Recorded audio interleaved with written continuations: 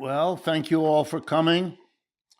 I want to express my appreciation to Women Building Up for all the work they do to make these events happen with us at Democracy at Work.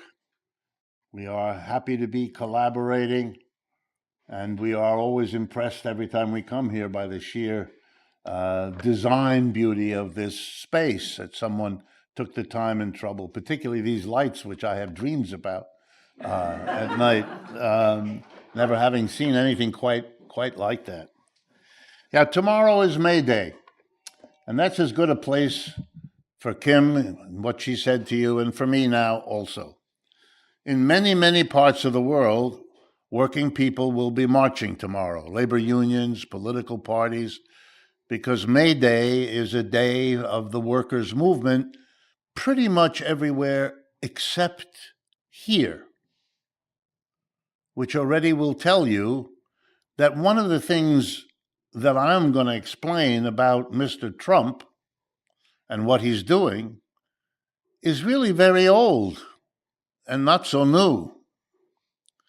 It is a program that is not about working people or helping working people or supporting working people. It really is, as I think I can show you, the opposite. So, of course, there'll be no demonstrations, no walking down the street, no banners in the air. First time I saw that was in Paris, France. My father was French, and so France is part of my upbringing, the language I speak to this day, because I spoke it as a child. And in Paris, May Day is a very big event. And if you come out of your home or your hotel and you walk into the streets of Paris on May Day, you will be swept up in enormous demonstrations. And what you will see are not just the labor unions. They're there with their banners and their flags. But you'll also see what you don't perhaps expect, those of you particularly that are Americans. You'll also see the Communist Party marching down the street with its banners, and the Socialist Party, and the Anti-Capitalist Party, which is a separate party. And then you might also be surprised to see that there'll be a banner, and it'll be the banner of St. Francis Roman Catholic Church, which is also marching in the May Day parade. And you'll notice that the Communist Party banner and those people carrying it are obviously personally friendly with the people from the church, who turn out to be their cousins and their sisters and their mothers. You can never do in the French society the anti-communism that's part of America, because everybody knows a family member who is one. And that changes your attitude very, very profoundly. We don't have that in this country. We did have it once, but it was expunged after World War II. It was beaten out of the American people. And you will never, never understand our politics today that we all have to live through if you're not aware of the way the history of this country shaped the political landscape we live in now. Of course, the right wing is organized. They never suffered the kind of expulsion of their members. They never had a McCarthyism directed against them. That's why people on the left are, in America, very numerous. I can assure you, I now do 2, 3 radio, television interviews a day, every day, because what I have to say has changed in America from being on the edges of what's allowable to being right in the middle. It's okay. And I tell you that in part because I want you to feel more okay about thinking and talking in just the same way. The country is changing. It's climbing out from underneath a long, cold, ideological winter. How ironic, then, that I tell you this when my topic for this evening is to give you an assessment. Here we are, as you've noticed in the media, 100 days into the new government of Donald Trump. And 100 days is a kind of a program in America for assessing how he's doing. So I'm going to assess how he's doing. And I have to do that in part because the level of noise about what he's doing makes it very hard for anyone who doesn't spend a lot of time to keep track of it. There's an elaborate reason for that. Number one, it's important that you not know half of what's going on because it would get you much more upset than you already are. I'm going to tell you about that. It's also the case that there's an elaborate theater that's being enacted for all of us, carefully choreographed. And I should mention, if you don't know it, that I'm a product of the elite schools of the United States. Even though my parents were refugees, immigrants, I was born in Ohio, which makes me even more American than anybody else. But my parents weren't. They were Europeans, my father French, my mother German. And so I had to learn English, not my first language, etc., etc. And I had to come slowly to terms with the fact that I live in a highly theatrically managed political environment. Because I went to the elite universities of this country, I learned something. I didn't learn all that much material that you can get anywhere. You don't need to go to Harvard and Stanford and Yale, which are the only schools I ever attended. 10 years of my life in the Ivy League. I should have one of those shirts, I survived the Ivy League. But if you have that kind of a background, all kinds of doors are open to you. I like to explain to people, because they enjoy it, that when I was a graduate student getting my doctorate at Yale in economics, there were very, very few women. It was an overwhelmingly male subject that students took. There were 2 women in my class. We, of course, knew them because they were the 2 women in the otherwise classroom full of men. And one of them was Janet Yellen, who became much more famous later on and who directed her education in a direction somewhat different from my own. But I did always circulate in those circles, and I would do that now, except I can't stand it. I'd much rather be here. So what is it that's going on? Well, I'm going to tease you a little. It's old, but it's new. It rehashes old plans of the Republican Party, which is in power, and yet it adds something. And I'm going to go through the major parts of what Mr. Trump is now clearly doing. It was a little hard to follow, partly because his style is to overwhelm you with too much material. It's like a bad comedian who doesn't understand that the best joke is the one made with a minimum of words. And Mr. Trump overwhelms you. By the way, that's part of the theater. Some of you, I'm sure, have heard of this thing called the Plan for 2025. Well, if you actually read that, which, by the way, I would urge you not to do because it is unspeakably boring and very, very long. 900, sorry, I should have talked to you before. 900 pages odd, more or less.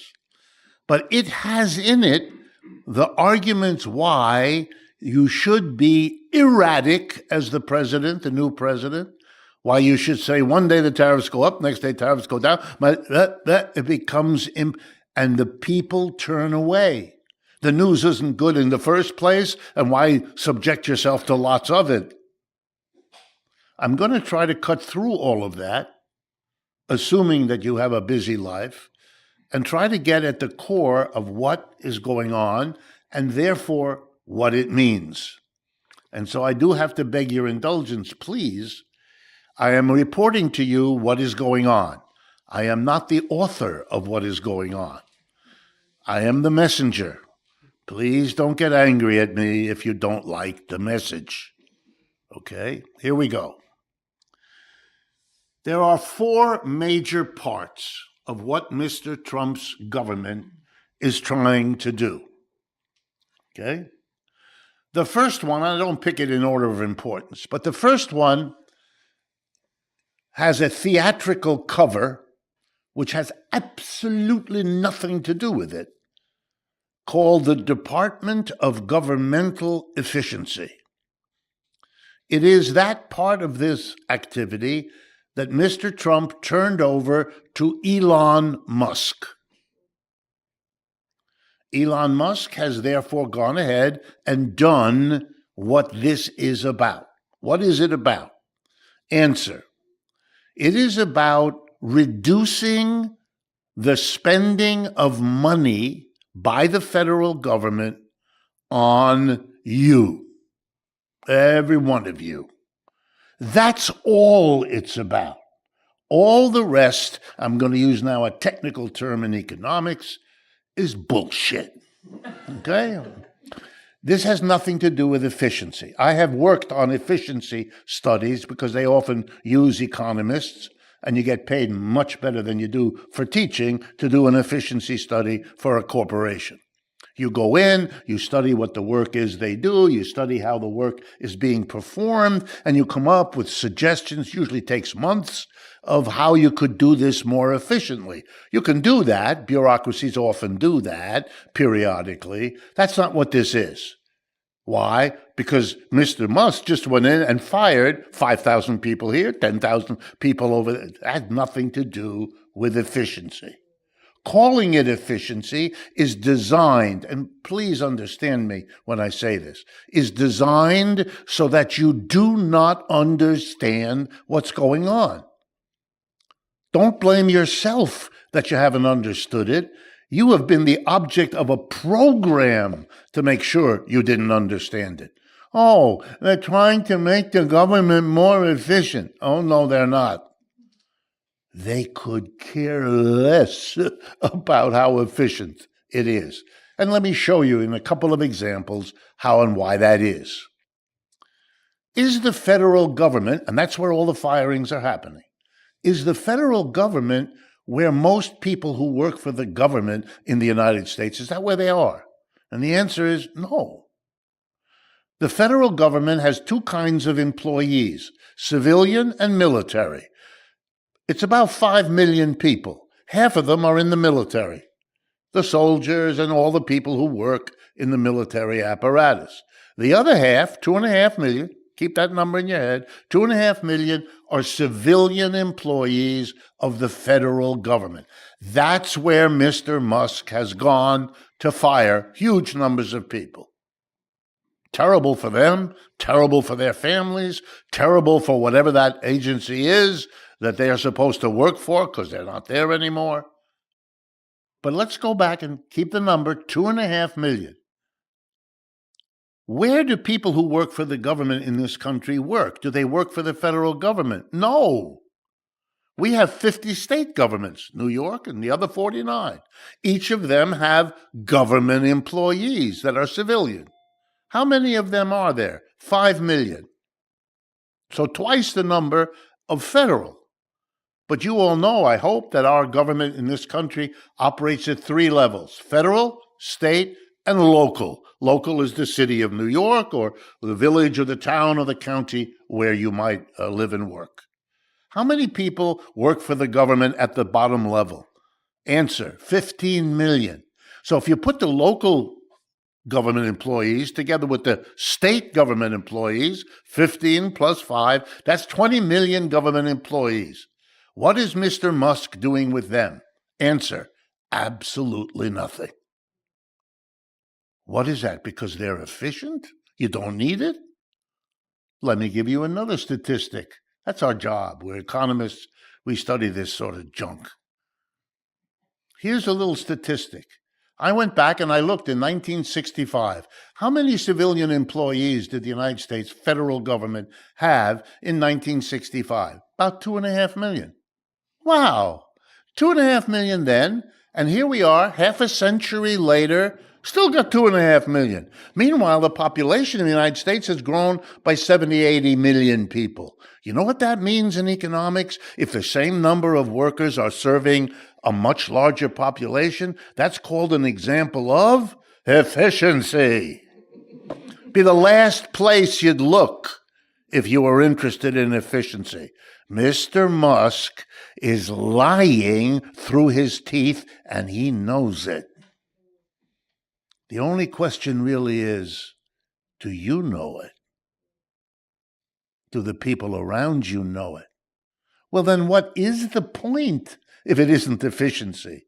Answer, saving money. You see, the Republicans in the old days would quarrel. Let's not have this program.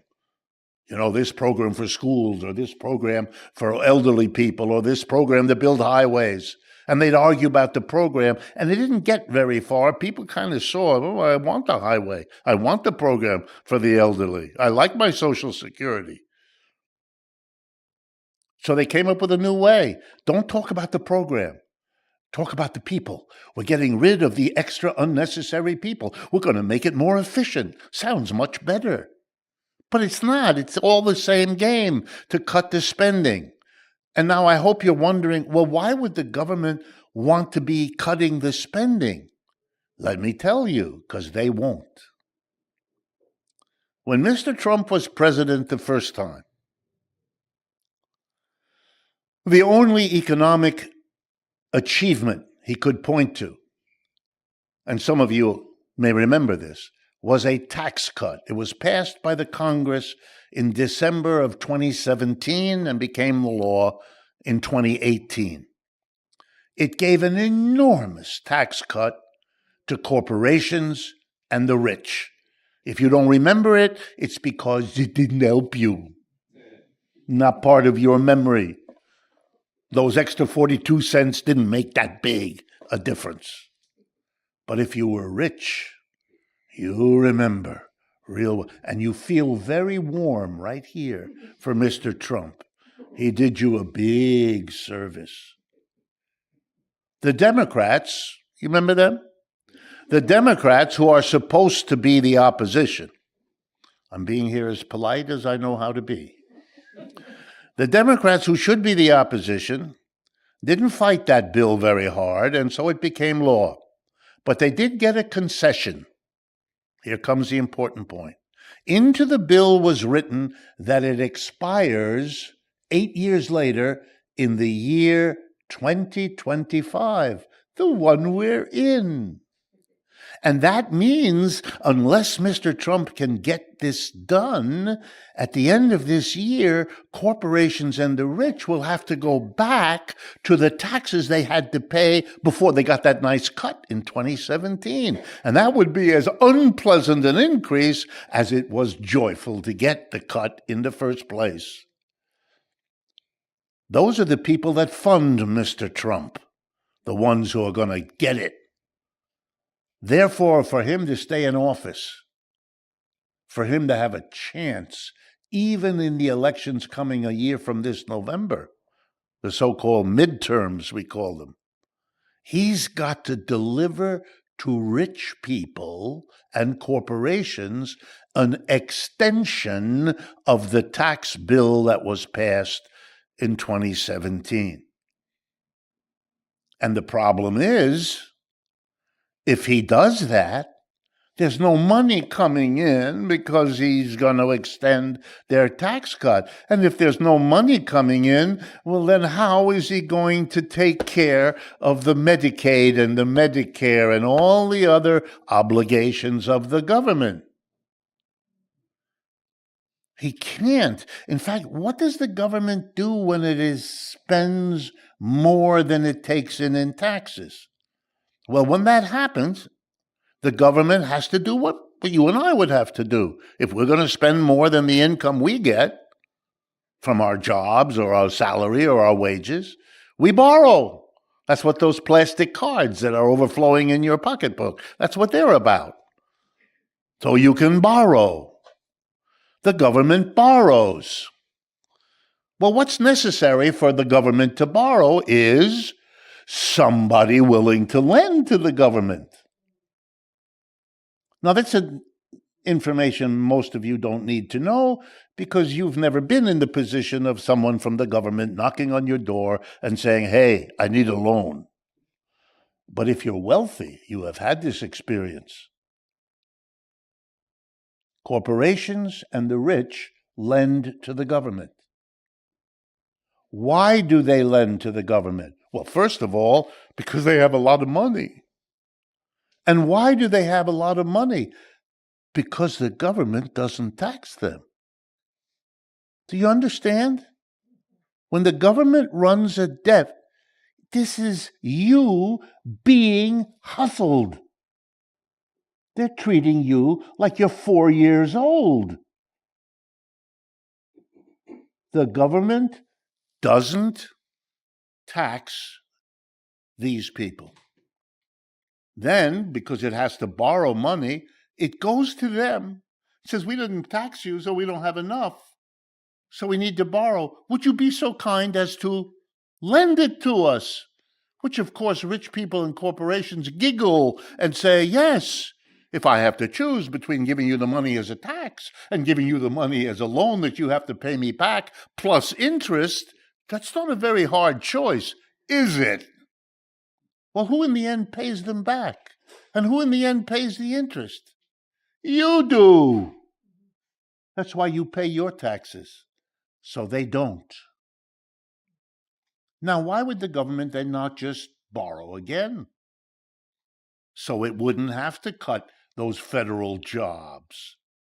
Well, it would just borrow if it could get someone to lend. But now you have the best part of the story. Corporations and the rich have told the government, started about 3 weeks ago, we're not willing to lend you anymore because you're too deep in debt. You're too risky to lend to. Whoa. Who told the government that? The single largest creditor of the United States. That is the country known as Japan. Japan is now the country that has lent the most money to the United States government. I'm now going to take 2 minutes to give you a lesson in high finance, which, as you'll discover, isn't very high at all.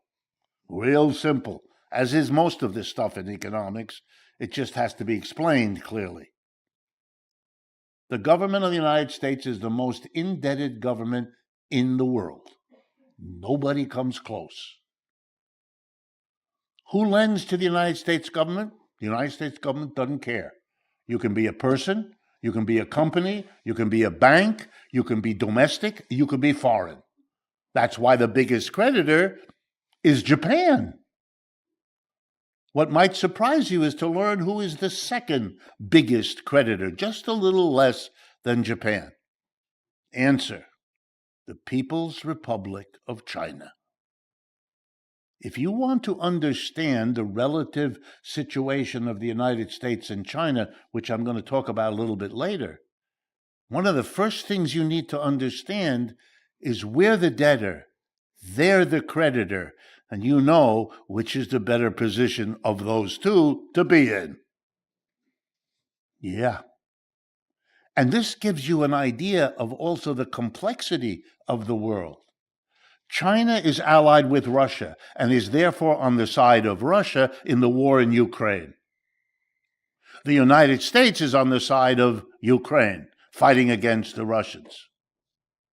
How does the United States pay for that war in Ukraine? It has two ways of doing it. Number one, it could tax us all. You could get a letter in the mail from Uncle Sam, or in this case, Uncle Don.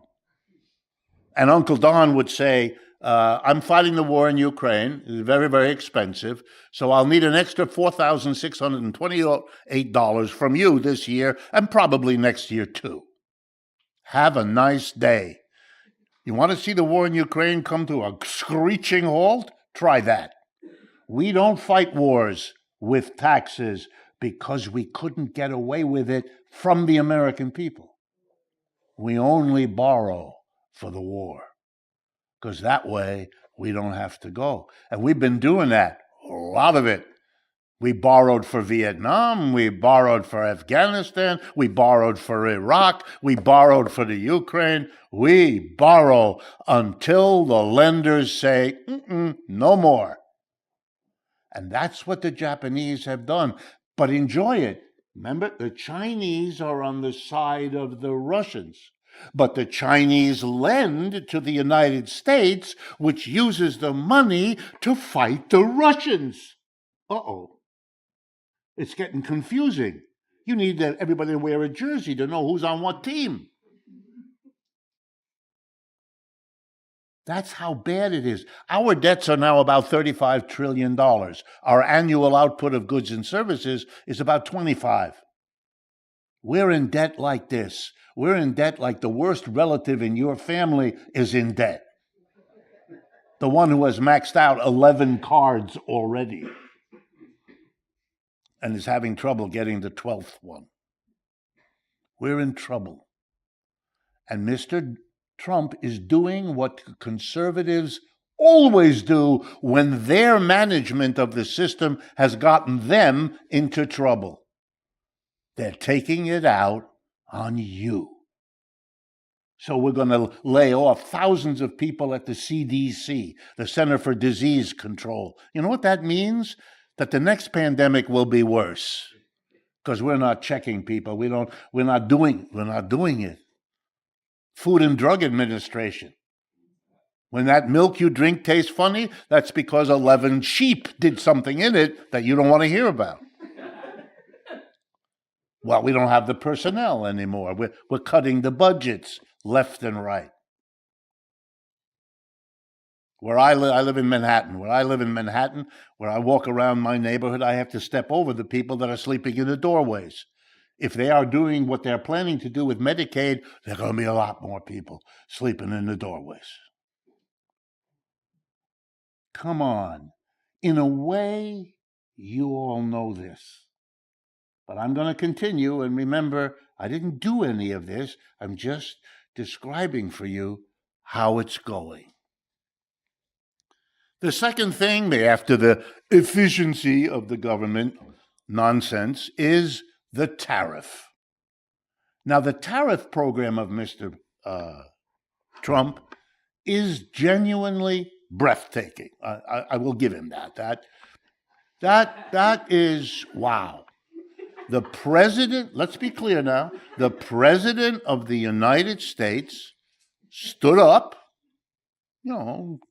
as much as all of that he has carrying around enables him to do. And he said to the whole world, feeling his muscles, or whatever there is there. He said, I'm going to hurt you all, every last one of you. Here's the deal.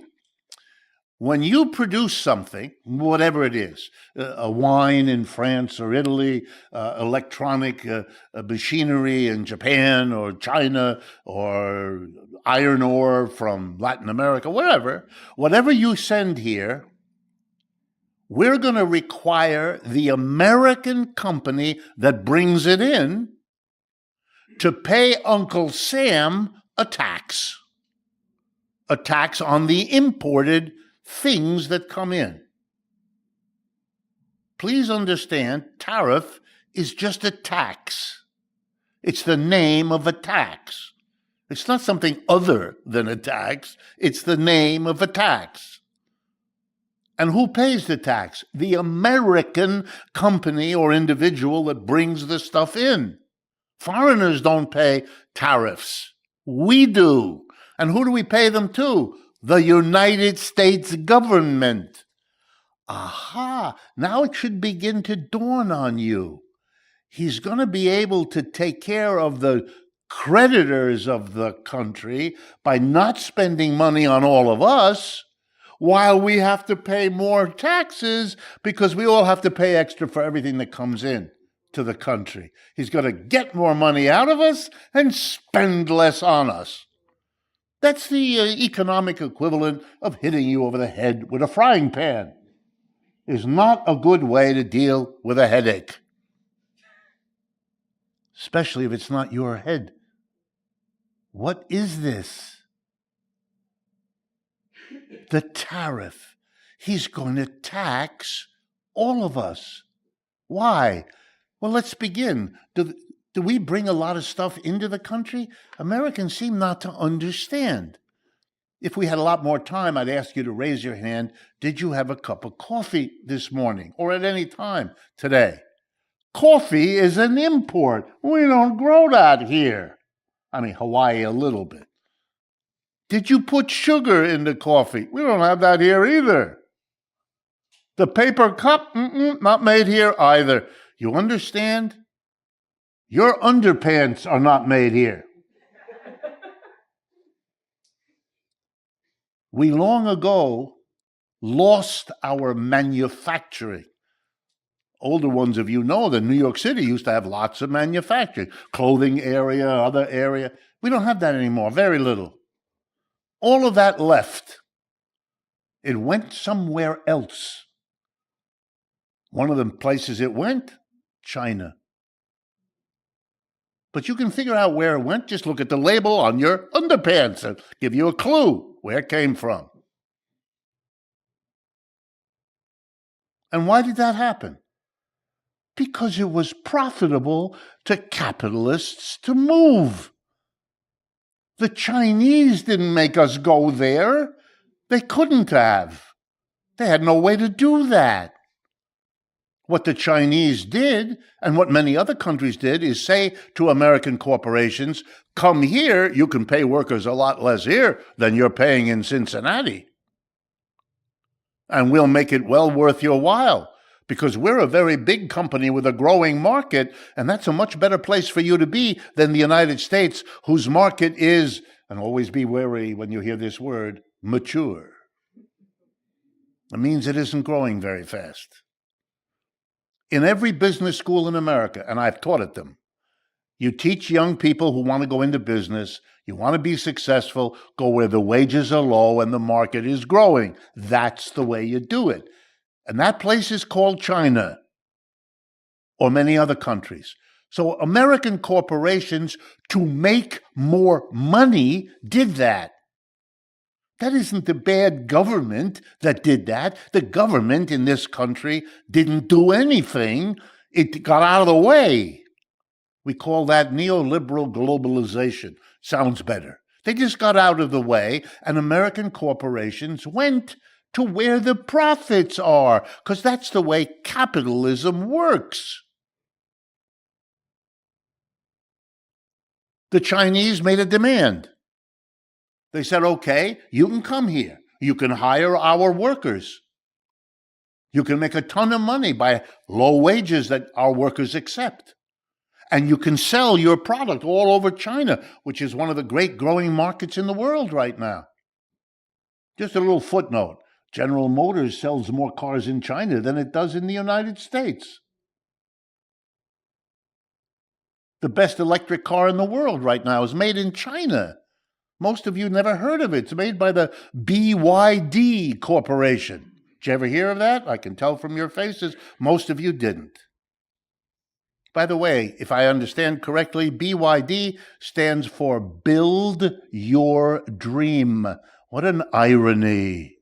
The Chinese company produced the best electric vehicles in the world at the lowest price. There was a competition over the last 10, 15 years to build electric cars. You know all about that, to replace the gas-burning cars. That competition was won by a Chinese company. How did the United States handle that? By excluding it.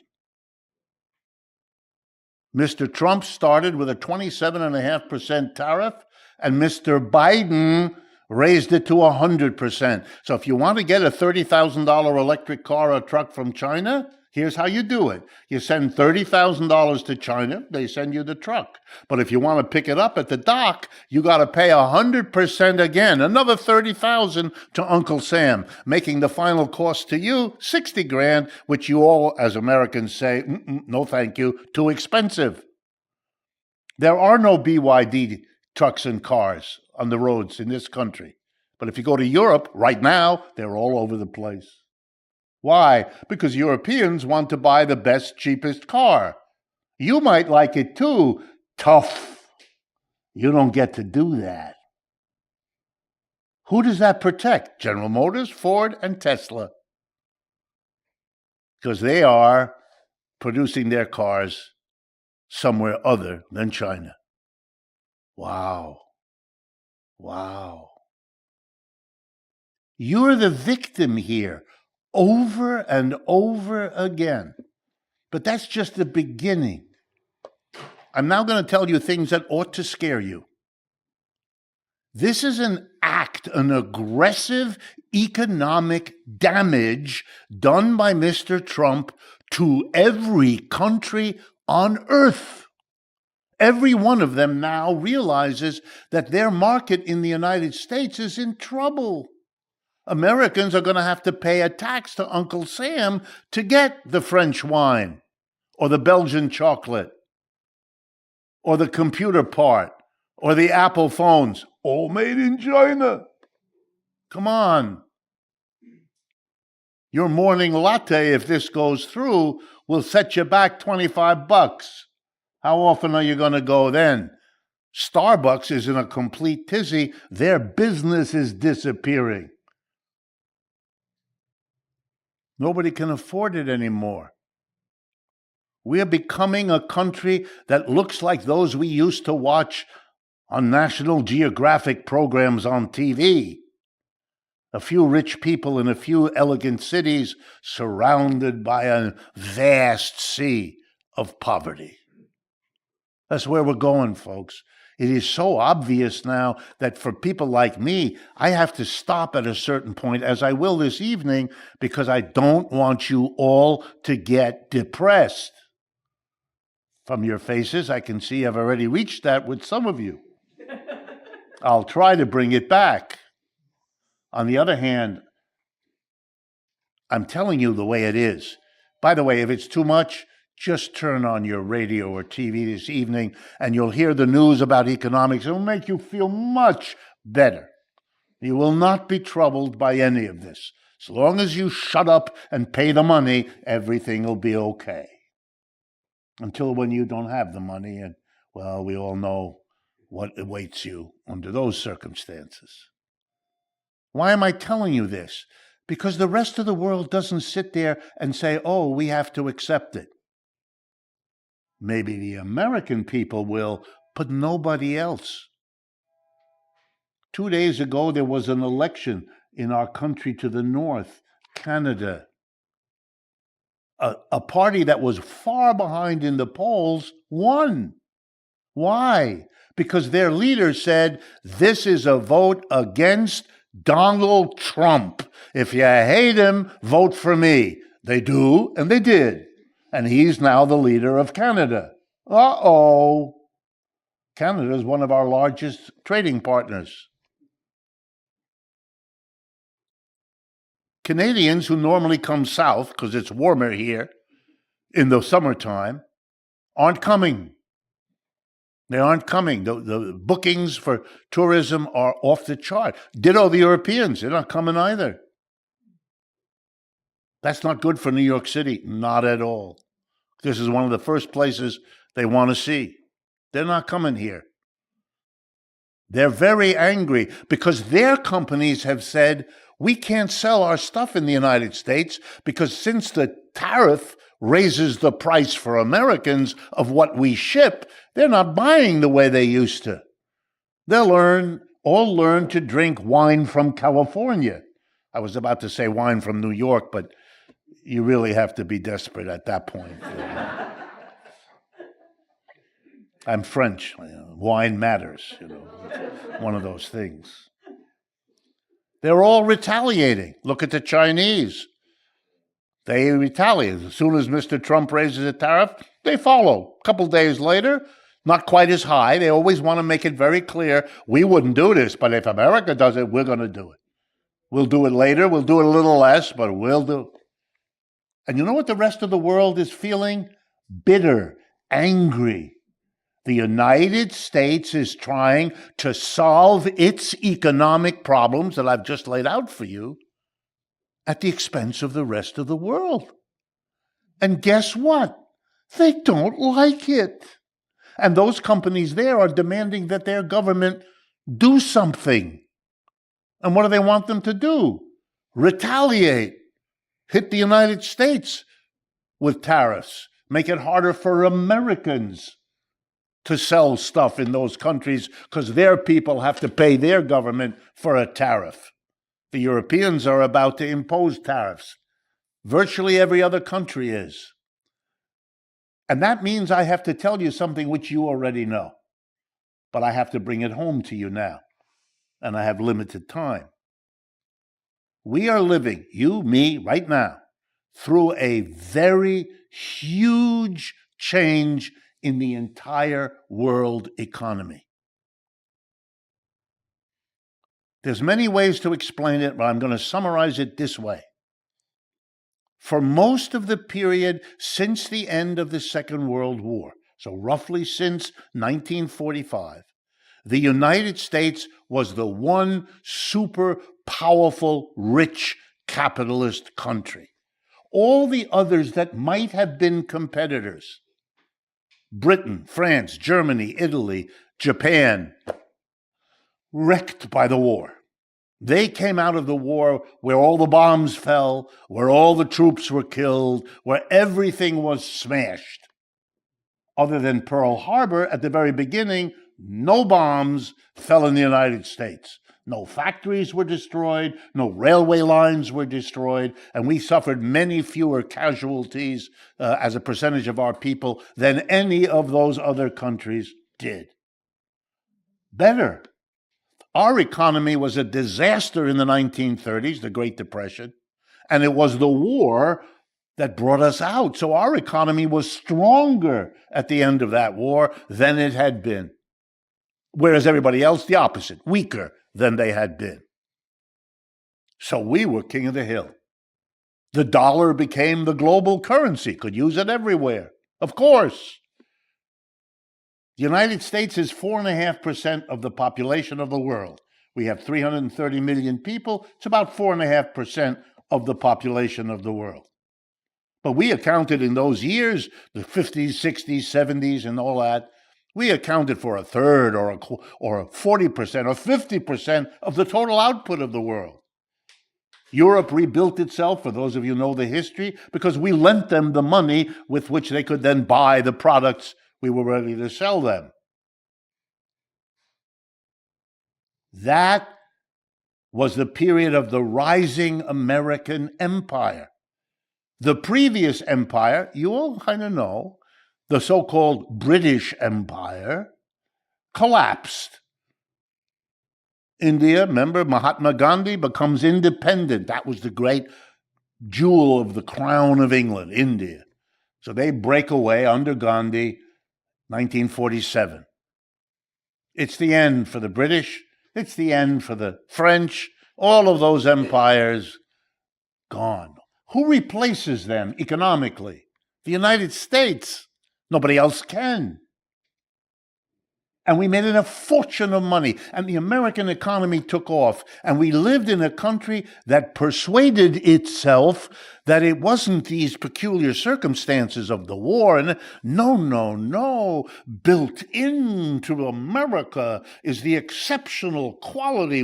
We work so hard and we save our money. And there again, we encounter that economic concept, bullshit.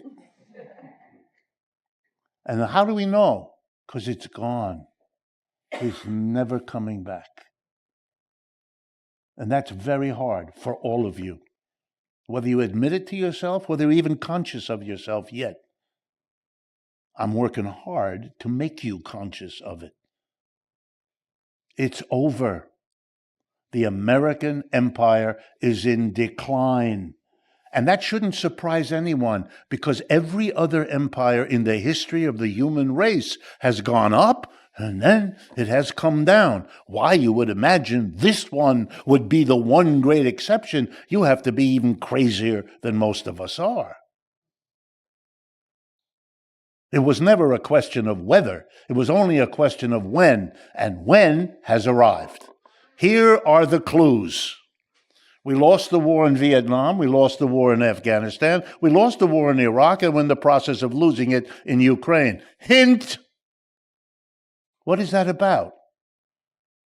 These are not just wars the United States lost, but let's be clear. The United States, one of the richest countries in the world, went to war in countries that are among the poorest in the world and were defeated. Oh my good, that's like the British arriving here in 1776 with their fancy equipment, and those colonial fellows with their muskets defeated them. Very hard on the British, very hard on us. Can't quite face that. When I give classes in large universities, which I still do, and I explain to my 18, 19-year-old students what I just told you, they look at me. They look at me the way a puppy does when it did something on the rug that it knows it shouldn't have done. Americans don't lose wars. They know that. How? Because that's our culture. When we lose them, we magically make that go away. We have a new world economy. We're not the top dog anymore. It's not that we're losing that position. We lost it. It's gone. Let me give you, because I'm an economist, some statistics, very brief, to chew on. The United States is part of a group of nations that are allied. Well, these days I have to qualify that. Were allied. They're called the G7. It's the United States, Canada, Japan, Britain, France, Italy, and Germany. That used to be the powerhouse center of the world in the second half of the 20th century. If you add up the total output of goods and services of the G7, the United States and its major allies, it amounts to about 28% of the total output of our planet. Now I'm going to mention another group, the People's Republic of China and their allies, who have a name. It's called the BRICS, B-R-I-C-S. That was originally 5 countries: Brazil, Russia, India, China, and South Africa. And another 20 or so, or 18, have joined. That's another block. What is the total output of goods and services of the block of China and its allies, the BRICS? Answer, 35% of world output. That's already a much bigger economic unit than the United States and its major allies. It's over. We are not the center of the world economy the way we were. Every country in the world is rethinking its strategy. Political, economic, military, ideological. Every company in the world that has any international business is trying to figure out, what does this mean? When African countries these days are trying to figure out, where do we get the money to build the railroads that we need? They used to go to New York or London or Paris. They still go to New York, London, and Paris, but as soon as that trip is over, they go to New Delhi, Beijing, and Sao Paulo. And they ask each of them, who's giving me the better deal? And they go with the better deal, which is why most of the railroads in Africa today are built by the Chinese. Why most of the ports emerging on the coasts of Latin America are Chinese. It's not just your underpants. It's everywhere. And there is no end of that in sight. The International Monetary Fund, a Western agency that cannot be accused of any leftism whatsoever, tells us that in the last year, 2024, the United States economy grew by 2.8%, which was better than all of the other G7 countries. The IMF tells us that China last year grew 5%, double the rate of the United States, and India, another member of the BRICS, grew 7%. In other words, the gap, which is already in favor of China, is growing even more in favor of China. The United States doesn't know what to do. It has no coherent policy. The tariffs? You must be kidding. The tariffs against China. We are going to contain China. The older ones of you might remember that's what was said about the Soviet Union after World War II. George Kennan came up with the plan. We're going to contain them. We're going to put military bases all around them, which we did. We're going to build alliances around them, NATO, which we did. And we're going to bring them to their knees, which we did. We did. So the same policy is being pursued with regard to China. It's even called a Cold War or a new Cold War against China. This is the worst mistake imaginable, economically speaking. Why? Because the relationship between the United States and China is completely different from the relationship between the United States and the Soviet Union. The Soviet Union, for those of you who never paid attention or were never taught this stuff, and in America it's mostly the latter, the Soviet Union was never an economic competitor of the United States. It never came close to anything remotely like that. I can show you that right now. Remember I said a few moments ago, the GDP, the gross domestic output of the United States, about $25, $26 trillion right now. What is the size of the Russian economy? You know, the inheritor, what's left of the Soviet Union today? Between 3 and 4 trillion. You understand? 25 trillion, 3 and 4. That's an elephant and that's a mouse. Russia may have had nuclear weapons, may have been a military problem, but an economic problem? Not at all. Never. Not even a little bit. China is completely different. Why? Because they are an economic competitor. That's why your toaster underneath says made in China. They make everything. We make nothing. Almost. I'm exaggerating, but you get the idea. Our businesses went there. So did the Japanese, so did the Europeans. They all went for the same reason. Profit. It's how capitalism works. We're left with the results of how capitalism works. And by the way, the companies that went to China, they did make a big profit. That was a smart move that they did for their profits. That movement began to get really big in the 1970s and 80s. And the stock market performance in this country, for those of you who've paid attention, has been really good in the 70s, 80s, 90s, and even to the present. If you were a participant in the stock market, you got a share of the extra profits that came. But if you weren't, you didn't. The richest 10% of Americans own 80 to 85% of all the shares. You're not part of that group unless you're a very unusual person, and in that case, please give me a loan after the class. You understand? The United States is facing the first serious economic competitor in this country's last century. No wonder we're living in a different world. If you want to know why Mr. Xi Jinping from China can stand up and tell Mr. Trump where to go, it's because he can stand up and tell him where to go. He's doing it because he can.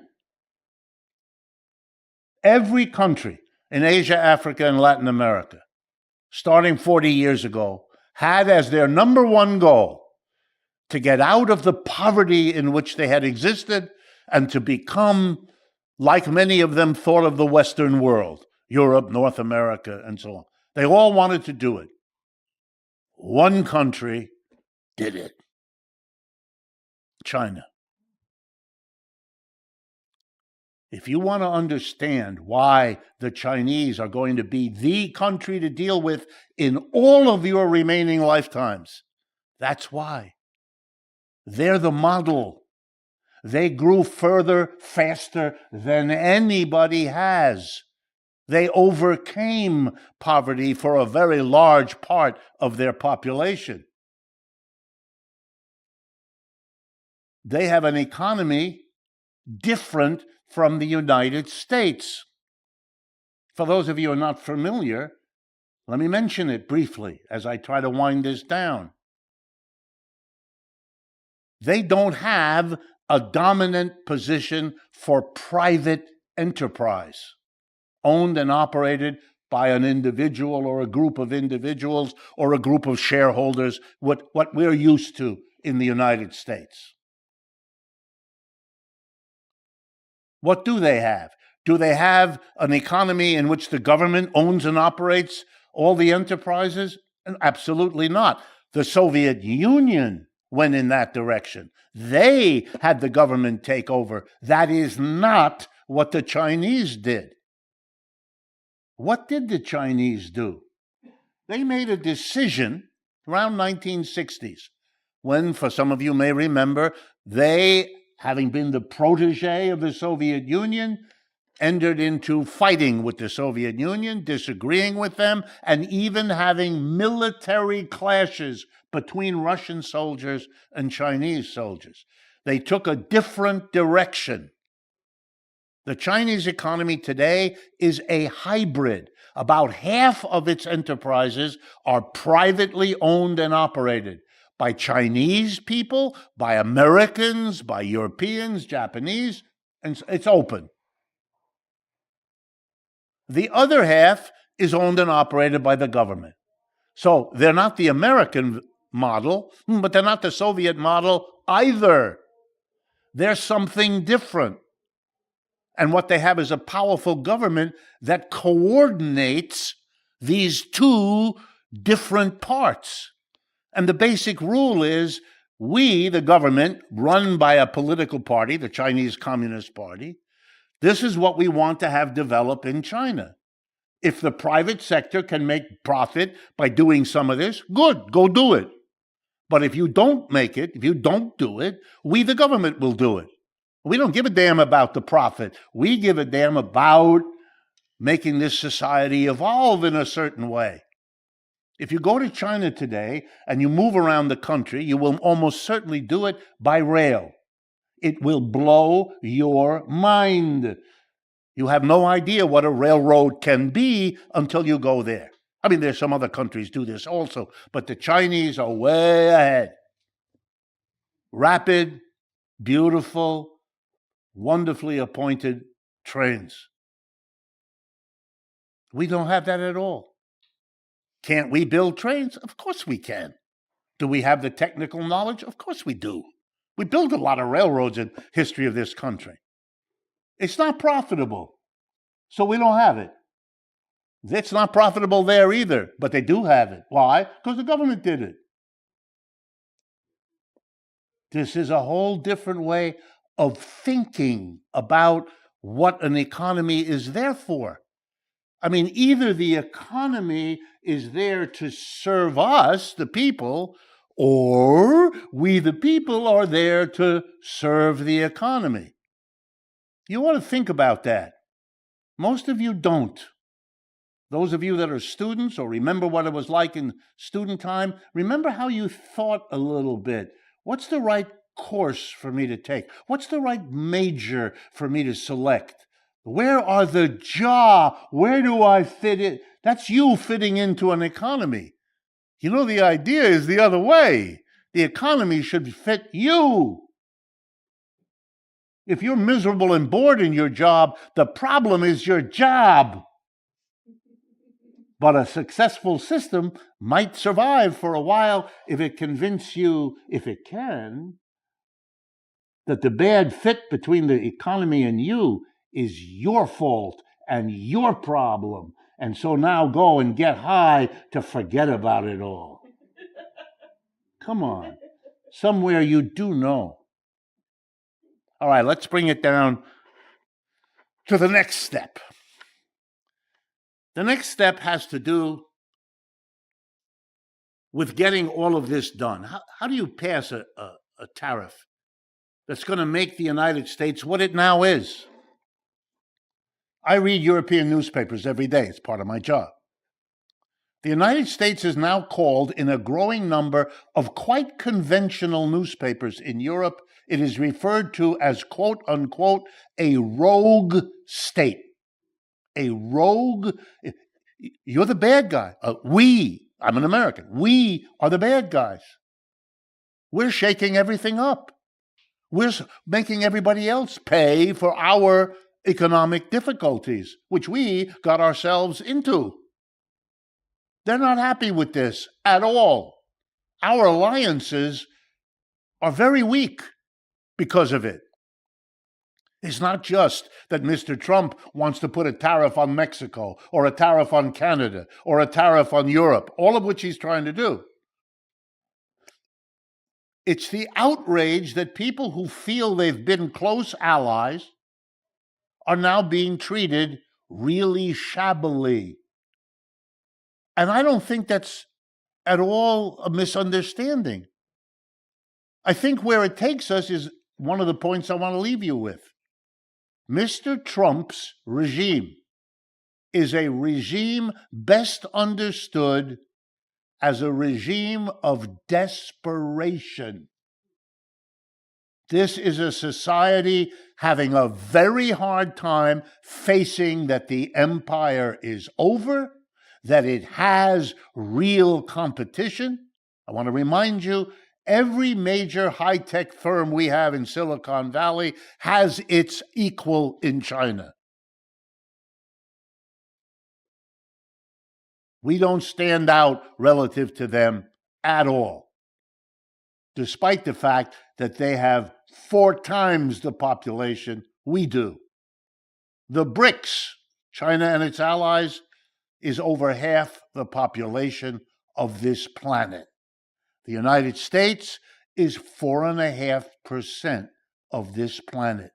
Think about it. Which side are you on is going to become an important question in your life. This is an enormous amount of material, even in the summary way I've presented it, for you to take in. I know that. On the other hand, what is the option? To go along with the make-believe every night on the television?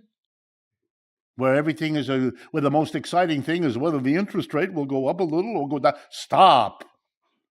You have a cancer and you're worried about where the Band-Aid goes. Band-Aid isn't what we need anymore. We need big changes in our foreign policy, in our domestic policy. But we don't get that. What we do get is a horrible scapegoating, among the worst kinds of scapegoating I've ever seen. And that's what we are doing to the quote-unquote undocumented immigrants of this country. What are we doing?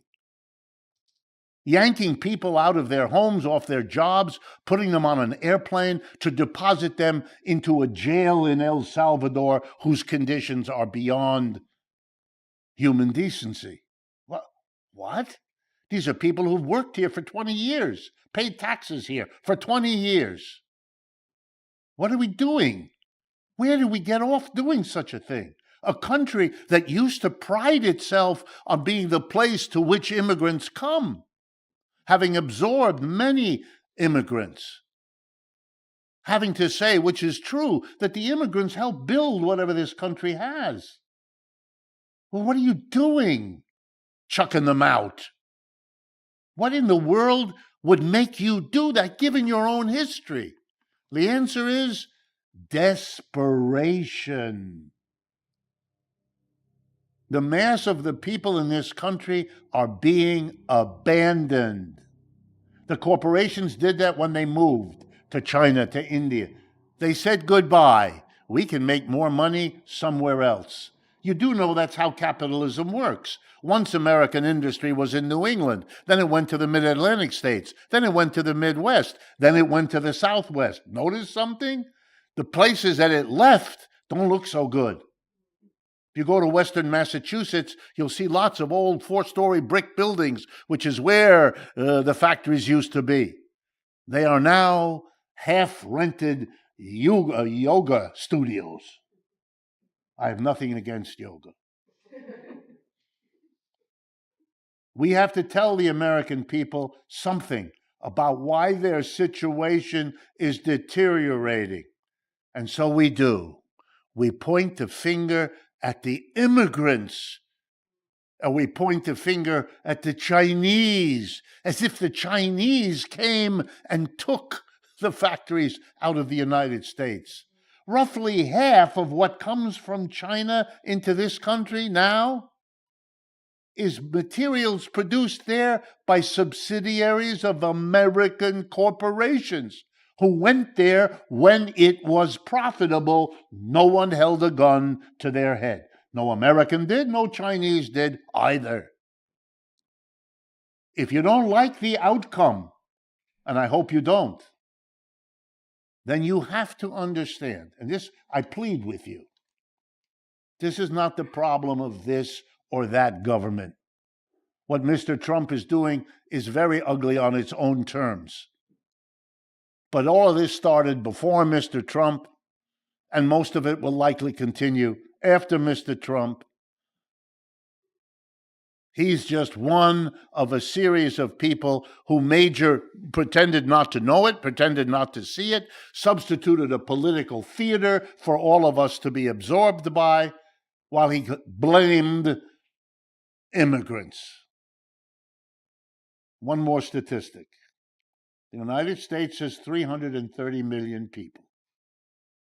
Estimates of undocumented immigrants, 10, maybe 12 million people.